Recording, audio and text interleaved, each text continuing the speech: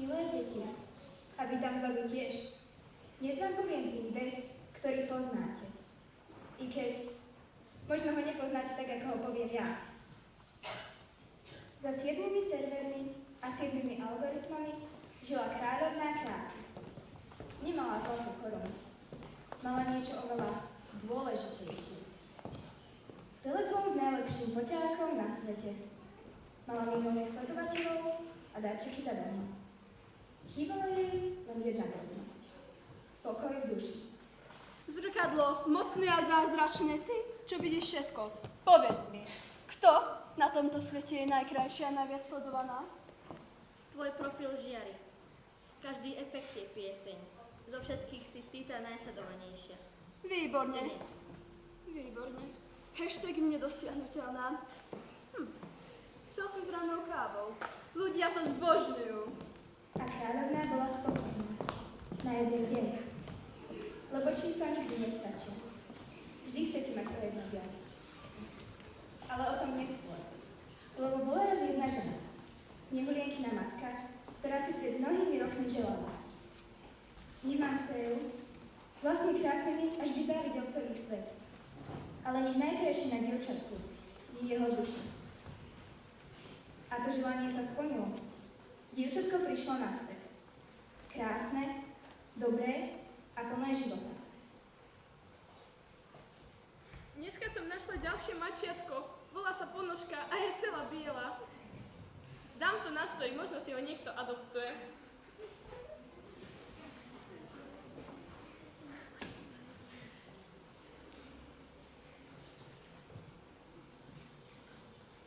Kým snehulienka rástla v číslach, v hlbokom lese žili trpaslíčky. Dievčence, čo ťažili kryptomenu. Ja som Spachtoška a takto vchádzam do života. Prfloška. V lese bolo dnes mokro a niekto zase mi zavrel dvere. Nikto tu nič neuprace. Konšpirátorka. Tu blato nie je náhoda. Niekto nás chce schválne spomaliť, aby sme nestihli správy. Múdroška, ako povedal Sokrates, filozofia začína úžasom nad blatom. Prepáčte, som alergická na les, ale prírodu mám rada. Je voňavá. Tanečníčka. Viete, čo ma napadlo? Keby sme mohli vyznieť z tej vankúše, no keď som naposledy prala, tak bolo všetko od peny. A potom som chcela navariť večeru, ale s penovými rukami sa nedá variť večera. Tak som nenavarila.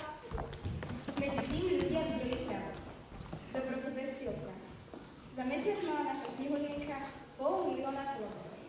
A práve vtedy... Ona má o 3 viac ako ja?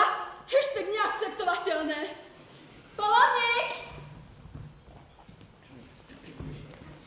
Som hacker Hero 404. Prejavil som firewall v meste knižce, teda omylke som si len chcel stiahnuť knihu z internetu, ale každopádne, čo potrebujete?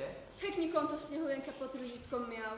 Zmaš fotky. Znič reputáciu. Jasné, len budem potrebovať heslo. Máte ho? Keby som ho vedela, nepotrebovala by som vás však. Zrkadlo, čo mám robiť? Stačí, keď pôjde mimo signál. V lese sa jej dosah stratí. Držaní do lesa! A hoci mal dobré srdce, zlej kráľovnej sa bál. A tak sa náš polovník vydal za snehulienkou. Prešiel hlbokým lesom, cez celú serverovňu, až k ním napokon prišiel. Wow! Počuj, Snehulienka, bež do lesa, tam žijú trpaslíci, bude sranda a kráľovna bude šťastnejšia. Výlet čerstvý z ducha zvieratka, to znie dobre. A tak sa snehulienka vydala do lesa. Pre krátko času si spomeňme, čo v chalúpe robila. Veď to poznáte. Najedla sa z myštičky, lahla si do postýlov, no a tak? Niekto tam leží. Samozrejme, vždy mi niekto leží v posteli. Je to pasca. Alebo je tu len unavený človek. Ó, aká je unavená. Nech spí na mekom, nezobudíme ju. Aká je pekná. Ako z reklamy na šampón. Ja nikdy nie som taká pekná, keď spím. Prepáčte, už som blúdila a môže zostať, hoci deka málo hreje. A ak sa niekto sleduje, povedz nám, máme systém. Hej, veľa ľudí ma sleduje na Instagrame. Vidíte, ja som to vedela. Snehulienka im porozprávala o kráľovnej aj o túlených mačiatkách. Zistila, že z kopca za domom má signál a tak postovala ďalej. Za mesiac mala 1 000 000 sledovateľov. Zrkadlo, som najsledovanejšia. Snehulienka žije v lese a ľudia ju milujú, lebo je skutočná. To nie je možné. Postaram sa o to sama. Falošný profil. Ahoj, mám pre teba špeciálnu ponuku na spoluprácu. Klikni na odkaz. Odoslať. Prišla mi nejaká správa. Čo? Nejaký odkaz. Neklikaj, príde vírus a ukradnú tvoje dáta. Ak je niečo veľmi dobré, asi to pravda nebude. Akurát, keď máme pokoj, tak sa toto stane. Nerob to! Ja som raz na také klikla a 3 dní som nevedela písať, ale bez správ neviem vydržať. Ale čo ak to fakt pomôže mačiatkam nájsť svoj domov? Kliknem na to. Bolo to ako v rozprávke Jablok. Jedno sústo a spánok. Len tentokrát digitálne. Vírus zmrazil jej konto, fotky a nakoniec aj ju samotnú. Snehulienka, neviem, čo mám robiť, ale robím niečo. Ale teraz neviem čo. Kráľovna, musíme niekoho zavolať. Neboj sa, Snehulienka, my ťa nedáme. Medzi tým kráľovná, hoci víťazná, nebola spokojná. Lebo čo je to víťazstvo, keď ti zrkadlo nehovorí to, čo chceš počuť?